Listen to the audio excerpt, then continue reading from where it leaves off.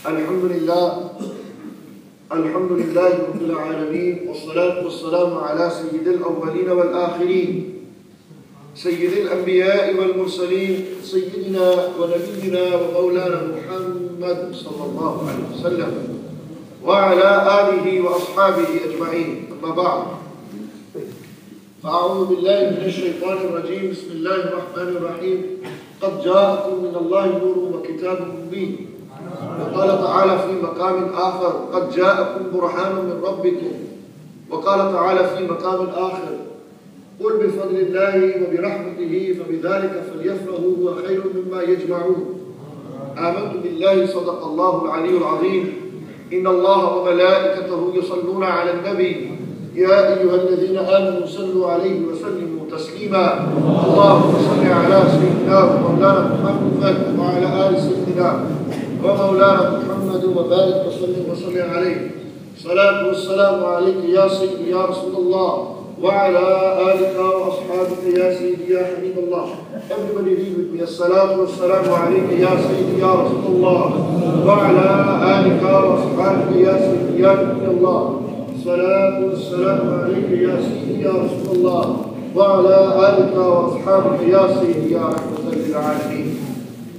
Bismillah ar-Rahman ar-Rahim. After praising Allah subhanahu wa ta'ala and sending salutations, peace and blessings upon the best of creation, the jewel of creation, the crown of creation, the beloved of Allah Almighty, the coolness to our eyes, the purpose of our lives, the reviver of our hearts, the inspirer to our minds, the awakener of our souls, the most honored one, the most praised one, the most revered one, the most merciful one, the most kind one, the most generous one, and undoubtedly he is the most beautiful one, none other than Sayyiduna wa Nabiyuna Muhammadur Rasulullah sallallahu ta'ala alayhi wa ala alihi wa ashabihi wa barak wasallam.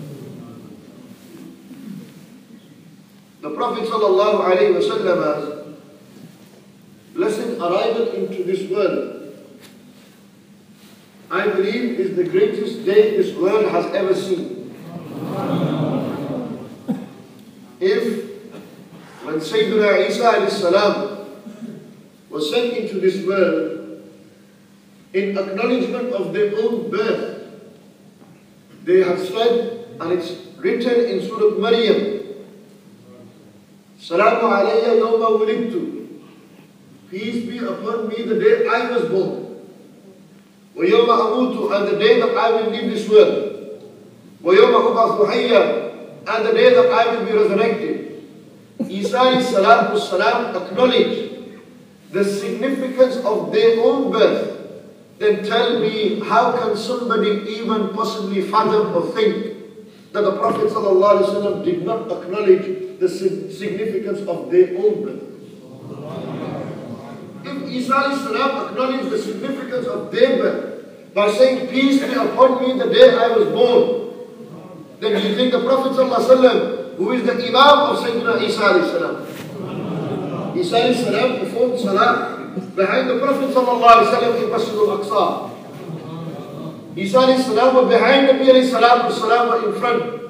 Nabi alayhi salam were leading the Anbiya alayhi salam in the best possible act of worship, which is prayer.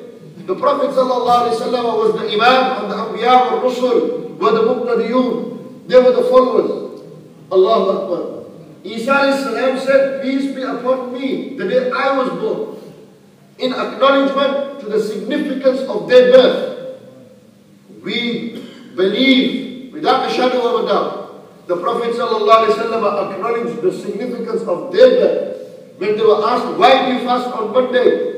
And they replied, Zaka yawmin wulidtu fihi. You know why Monday? You know why Monday? You know what's so special about Monday? That I believe is even more special than Friday. And I say, Imam Sahib, how can you say that? Shariat says Friday is the best day. Shariat says Laylatul Qadr is the best night. Shariat says Ramadan is the best month. No doubt. Shariat says that. We believe that. We accept that. Shariat says there are only two Eids, Eid al-Fitr and Eid al-Adha. But we are people of Muhammad and Ishq.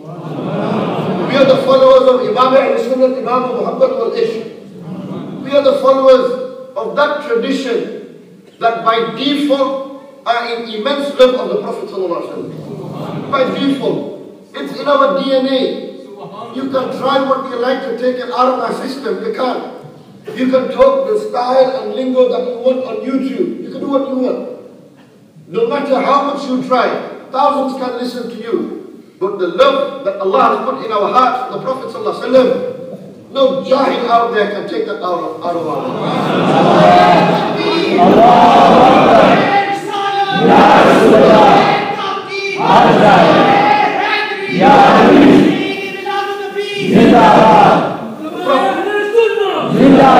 The Prophet ﷺ, the Monday for us is the most special day. Because Friday came after Monday. Not before. The week starts from Sunday, then it's Monday, then it's Friday. Therefore, Friday came after. Friday is special because Adam a.s. was created on Friday. Adam a.s. was sent on this earth on Friday. Adam a.s. was in paradise on Friday. Friday is very significant because of its nisbat to Abu Bashar Sayyidina Adam a.s. Monday is special because of its nisbat to the one who led Adam a.s. in prayer. I said, our Imam said, the Prophet ﷺ said, what? Subhanallah. The Prophet ﷺ said that it was because of me that even Adam a.s. was created. Yani Adam a.s. existed because of me. Allah said, لولاك لما خلقت الأفلاك لولاك لما أظهرت الربوبية لولاك. If it wasn't for you, I wouldn't have created this earth. I would not have created the heaven. I would not have created man. I would not have made apparent, manifest my rububiyyah. Yani it is because of you. You are the sabab. You are the reason. That's why Sayyidi Ala Hazrat said, वो जो ना थे तो कुछ ना था, वो जो ना हो तो कुछ ना हो, जान है वो जहान की, जान है तो जहान है।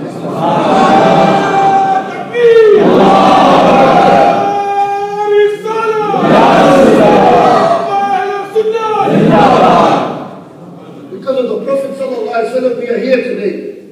We have Friday as our day of Eid. Friday, Nabi alayhi salam, is the day of Eid for the believers. It's a day when they unite and perform Salat al-Jum'ah. It's an Eid day for them. Friday is special because of its nisbat to Adam alayhi salam. Monday is special because of its nisbat to Sayyid al-Anbiya wal-Mursaleen, Sayyidina Rasulullah sallallahu alaihi wasallam. Nabi alayhi salam said, I fast on Mondays because I was born on Monday. People say the Prophet didn't celebrate his birthday. Nabi alayhi salam changed the word celebrate. You might have a problem with it. Celebrate means party poopers and whatnot. Forget that. Forget the word celebrate. Use commemorate. Open the thesaurus. Use the word commemorate. What's wrong with commemorating? You commemorate when your father leaves this dunya. You commemorate the day he left this dunya. You commemorate the day your son was born. By every single year taking them out to eat in steak out and wherever. You go out and eat and you treat them. You blow balloons. Why? Why do you do that? Why do you put balloons in your houses? Why do you get a cake? What's the reason behind it? Because you want to express happiness that Allah blessed me with a son. Today he's 10 years old, I'm 11 years old, I'm 12 years old. Izhar shukr, this is your way of gratitude to Allah. This is your way. The Prophet ﷺ acknowledged the significance of their birth by fasting on that day. That in itself is enough. For me, I don't need no more dalil from the Sunnah. Nabi Islam themselves, in simple, all the simple people out there, in simple, they acknowledge the significance of their own birth by fasting on that day. Monday is special because Nabi Islam was born. They came into this world on Monday. Nabi Islam, the night they were born, is more special than any night. You say, Imam said, the Quran said, Inna anzalnahu fi laylatil qadr. We said the Quran on the night of Qadr. وَمَا أَدْرَاكَ مَا لَيْلَةُ الْقَدْرِ. What do you know about this night? لَيْلَةُ الْقَدْرِ خَيْرٌ مِنْ أَلْفِ شَهْرٍ. Imam said the Quran said Laylatul Qadr is better than 1,000 months. Agreed. Absolutely. We do not dispute that. But open a discussion. Like the great Mahmud Alusi Rahmatullah opened it in Ruhul Ma'ani. He started talking. What's better than? Laylatul Qadr or Laylatul Mawlid Nabi sallallahu alayhi wa sallam? Which one? They put all the nights. Laylatul Nisf min Sha'ban. Every night they put it there. He said there are some scholars in the Shafi'i madhab who have agreed that the greatest night the earth has ever seen, the creation of Allah has seen, was the night the Prophet ﷺ entered into this world. Yani it's an accepted opinion. It's an accepted opinion that the night the Prophet ﷺ entered this world is the greatest night. You know why? I said we have Laylatul Qadr because we first had Laylatul Mawlid Nabi sallallahu alaihi wasallam. If we didn't have the Prophet sallallahu alaihi wasallam, Janab, we wouldn't have Laylatul Qadr. If we didn't have the Prophet sallallahu alaihi wasallam, we wouldn't have the Quran you are reading today. If we didn't have the Nabi Islam, you would have no Iman of Islam. You would have nothing. It is because of him you have everything. And today you go around posting videos on YouTube, walking around the streets of Leicester, walking in Nottingham, walking in Sheffield, and telling people, oh, it's bid'ah, it's an innovation, it's wrong. The Prophet never did it, the companions never did it. Where is it mentioned? Give me Quran and Sunnah. Brother, you give me proof that I can't do it. Simple. Give me proof that I can't do it.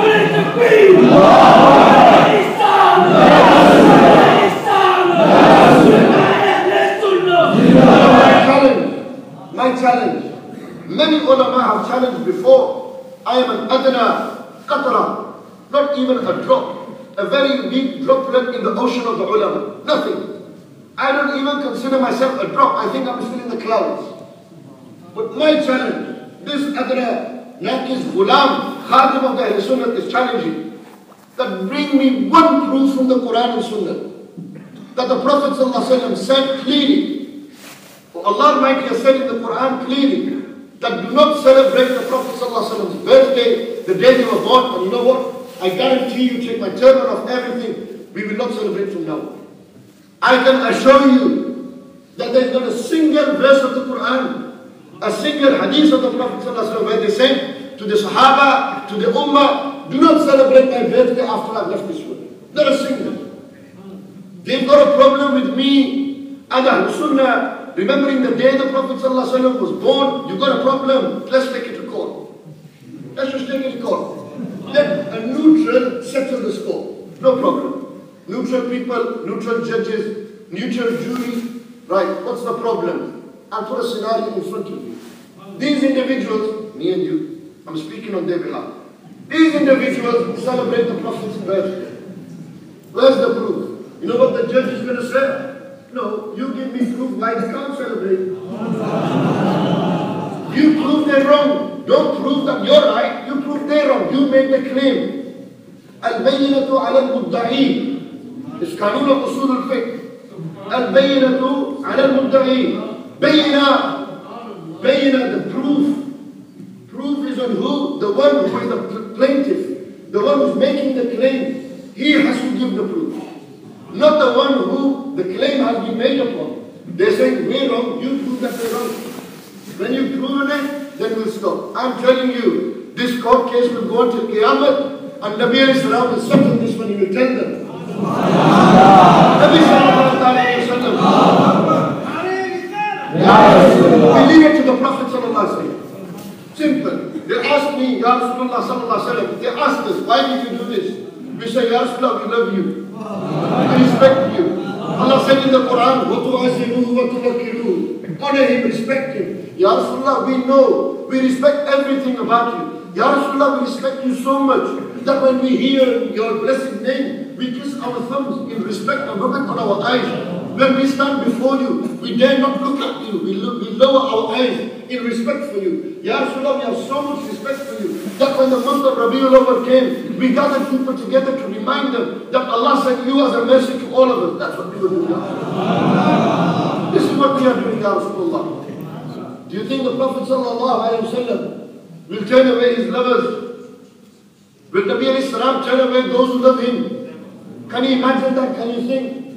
Are we sitting here for any other reason but for the love of the Prophet ﷺ? To tell you what's wrong with that. You might say, Imam Sahib, it's all emotion. You're still not proven it from the Quran. You're still not given a hadith. That is on another day. I'll do that, no problem. Ulama here will sit. Suffice to say, whenever Allah has used Ja'a, Ba'atha, Arsala, sent, came, every time Allah has used these verbs in the Quran talking about the arrival, the coming of the Prophet, the sending of the Prophet ﷺ, sufficient to say the birth of Nabi Islam is included in this as well. It is included in this as well. Allahu Akbar. Allah said in the Quran, another dalil, la'amruka. Just on this, la'amruka. Ya Rasulullah, I take an oath by your life. Yani your existence from beginning to end. Imam Jalaluddin Suyuti, radiyallahu ta'ala anhu, in the commentary of this ayah of the Quran, and many other mufassirin have written what? When Allah said, la'amruka, by your life, by your existence, Allah Almighty is including everything. From the Nuraniyat, the first thing Allah created, the Nur of the Prophet ﷺ, all the way to Nabi Islam, enter and lead the Ummah into paradise and stay. Everything Allah has taken an oath by all of us. Does this include their birth? Yes or no? Yes. Allah is talking here about the birth as well. But you've got to have the understanding of tafsir. If you take it black and white, it's like some people. They're like pirates. I always refer to it. You know, pirate, he always has a patch over his eye. You only see one side. It's like, let me break it down to even more. Allah said in the Quran, قُلْ إِنَّمَا أَنَا بَشَرٌ مِثْلُكُمْ. Say to them, oh my beloved, I am a human like you. I am a human like you. This is literal translation. Bashar doesn't mean human. When you open Lisan al-Arab, and what Asfahani and Raghib and all of them have said, Bashar means skin. Nabi Islam said to them, tell them, I have skin like you have. People have taken this ayat of the Quran and said, look, Allah said in the Quran, the Prophet is like me and you. They have to accept it. But again, they've only read half the ayat. Say, brother, carry on reading. I have forgot what happened. I take it. No problem. I'll take it. Allah said in the Quran, قُلْ إِنَّمَا أَنَا بَشَرٌ مِثْلُكُمْ. Accept it. We accept the excellence, the perfection of the bashariyat of the Prophet. We accept that, no doubt. Anyone who is a munkir of the perfection of Rasulullah's bashariyat is kharij of Islam, because he's denying an ayat of the Quran. Accept this as well though. As soon as this, قُلْ إِنَّمَا أَنَا بَشَرٌ مِثْلُكُمْ, after this came, يُوحَى إِلَيَّ. Nabi Islam said to the people, I am a human like you in simple, I have skin like you, but Allah sends a revelation on me. Subhanallah. Does revelation come to you, Nadan? Does revelation come to you? No. So are you like the Prophet ﷺ? But they only look at half the ayat of the Quran, not the other half. They take the Quran literally. It's like Allah Ta'ala in the Quran says, مَنْ كَانَ فِي هَذِهِ الْأَعْمَى وَهُوَ فِي الْآخِرَةِ أَعْمَى وَأَضَلُّ سَبِيلًا. Whoever, مَنْ كَانَ فِي هَذِهِ الدُّنْيَا أَعْمَى. Whoever is a'ma, what does a'ma mean? Blind. Whoever is blind in this dunya, he is blind in the akhirah, and he is misguided. أَضَلُّ سَبِيلًا. Mawlana Shafi'i Qadi rahmatullah alayhi, Allah Ta'ala elevated darajat in paradise. Everyone say Ameen. Ameen. These were the Aimah of the Ahlul Sunnah, for whom today we are Sunni as well. Mawlana Qadi Sahab explaining this ayat of the Quran, he says a beautiful point. He said there was one Maulvi Sahab, Mawlana, who used to take the Quran literally. He said, no makamilna. Don't add anything extra. Just take it as Allah said. That's it. Don't interpret it. Don't explain it. Don't do any of this. Just what Allah said. The funny thing is, this Maulana Sahib was blind. Okay? And Maulana Qadi Sahib said, okay, no problem. As you said, but one condition. Let me speak first. Said, okay, speak. Said Maulana Sahib, Allah Ta'ala in the Quran said, whoever is blind in this dunya, he's blind in the akhirah, and he's misguided.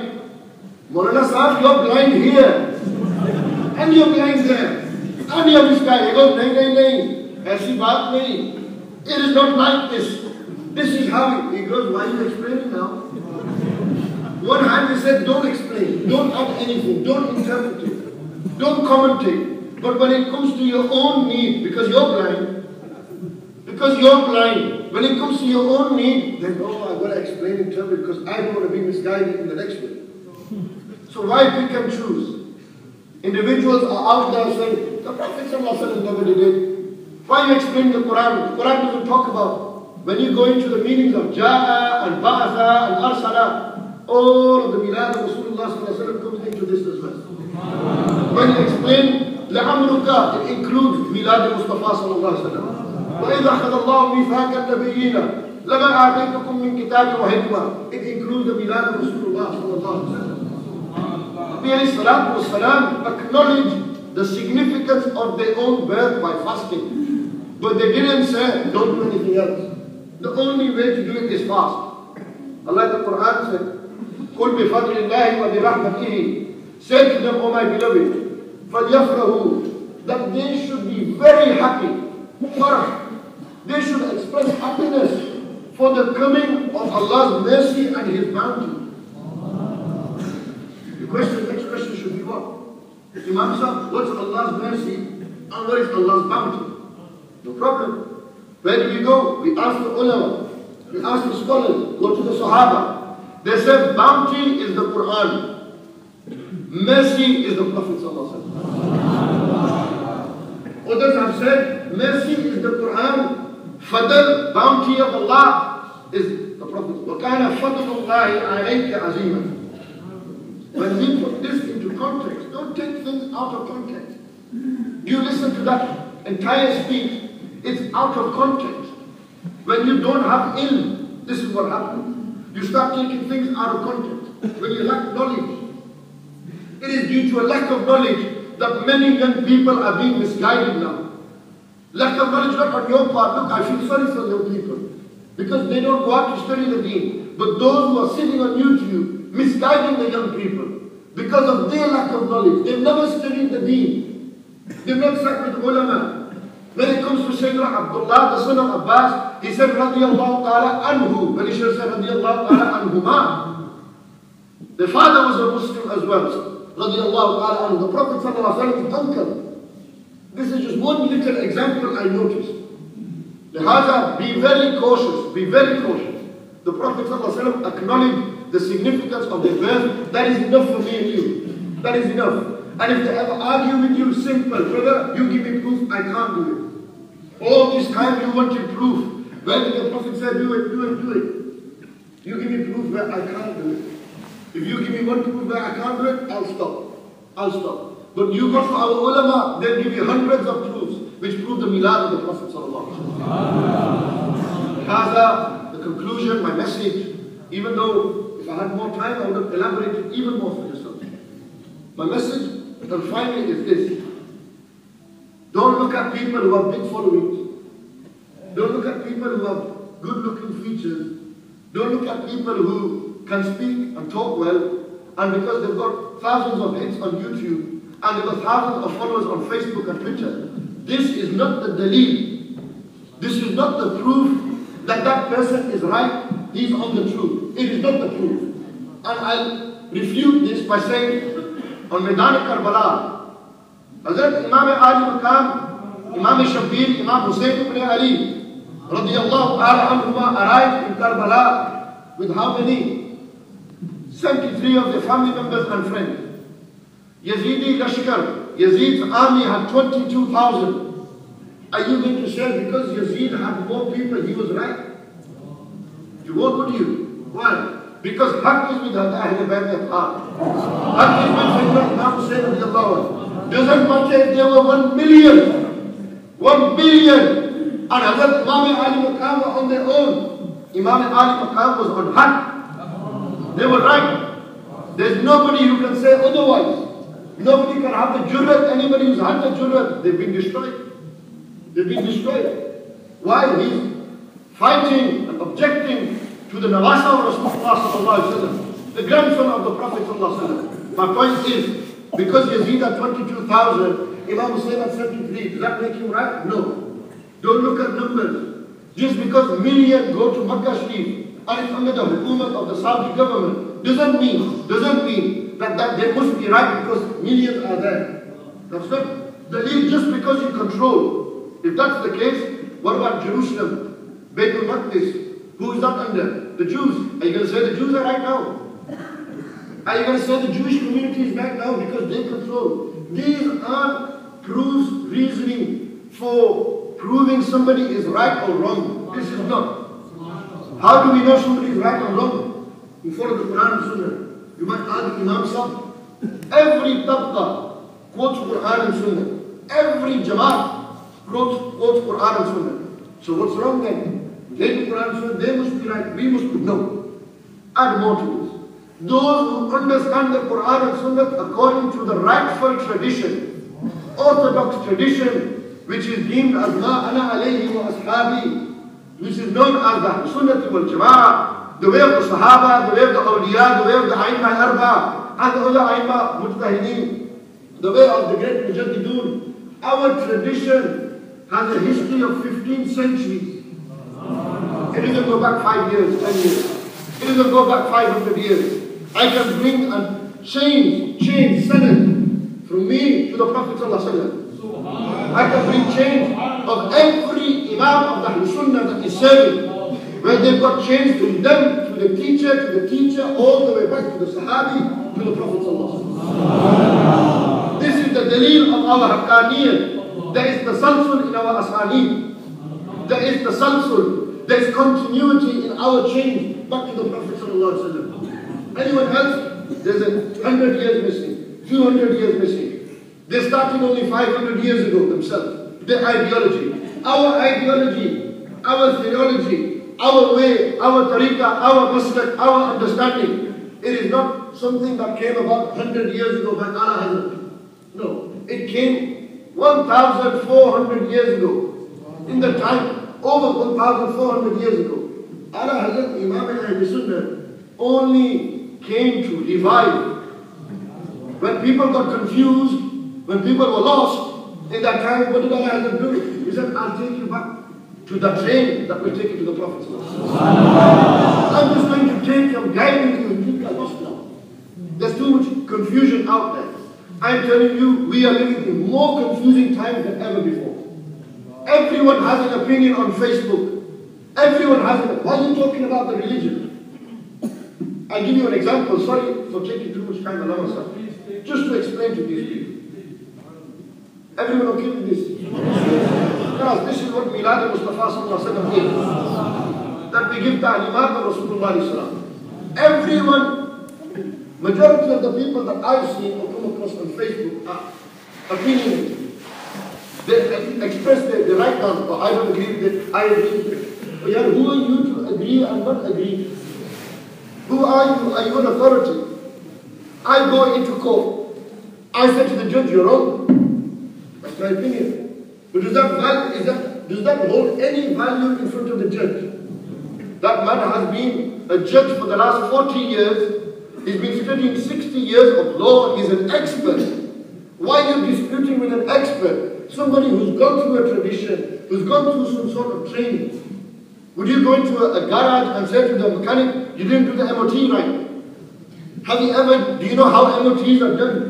Would you go to a doctor's surgery and say, Dr. Saab, you're not doing your job right? You can say, I studied medicine. I've been a doctor for the last 30 years. You were just born yesterday. Your circumcision, I performed. And you're telling me now what's right and wrong. You're telling me what's right and wrong. We're the ones who've been writing all the letters, everything. So when it comes to law, medicine, all these secular sciences, you don't have an opinion. Your opinion is not valued. But do you think Islam's a joke? Do you think Islam's a joke? Do you think any Tom, Dick and Harry can get up and say, yeah, this is my opinion on Islam. It's a religious matter. Sit back down. Sit down. Don't talk in front of the ulama. Don't speak like that in front of ulama. Have some respect for the ulama. These are people who are sat there 15 years studying the deen. You've not even done one proper night of studying the deen and you're telling me what's right and wrong. You're telling us what's right and wrong. This is the biggest fitna of our time. Young people think they're ulama now. Sit back down and stay where you are. Otherwise, go and study the deen. Follow the ulama. This is the danger of our society right now. Everyone out there with a big beard, he must be an alim. How? He's got a beard, so what? Sikhs have beard as well. Is that your proof that he's an alim because he's got a beard? Sikhs got a beard. He's got a turban, Sikhs wear turbans. What's the proof that he's an alim? Isn't it the beard and the turban and the jumper and the clothes? Al-ilmu nurun, it's a light. It reflects from inside. It's something beyond this material outside. It's beyond that. And that's why on Facebook we see a lot of people opinionated. One guy who never studied the deen, and that's it, he's trying to tell the whole world what milad is or what isn't milad. Sit back down. Please don't waste your time. You're wasting your time doing that. You're misguiding people. You should be fearful of Allah on the day of Qiyamah. What answer will you give? What answer will you give? That you were talking about the deen without any authority. You had no authority. It's scary. Wallahi, I am so scared standing here. Because every word I give to you, Allah will ask me about as well. I'm not just saying he's wrong. We are fearful. It is a scary position to be in. Ask the ulama. Very scary position to be in. And these people sit on Facebook and on YouTube. They've got the cameras out and that's it. No, please, brothers, please. Beware of such people who have no understanding of the deen. Of such people who have no change. When people used to go and study with Imam Bukhari, when they used to study with Imam Muslim, Imam Malik and Imam Abu Hanifa and the early generation, you know what the first question was? Sumu lana rijalakum. Who are your teachers? Where did you study? Where did you take your knowledge from? Show me the asanid, show me the chain. Show me your ijazat and permission. Today our awam is not doing this. We need to start questioning. Every book you read who the author is first.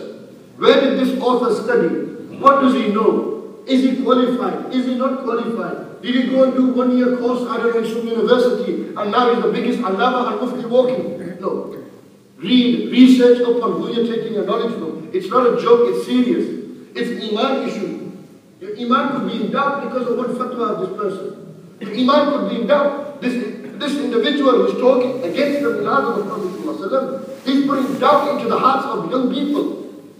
That's why I'm speaking like this today, honestly. Otherwise, you'd never see me speak like this. This is not my way. But I've become so upset.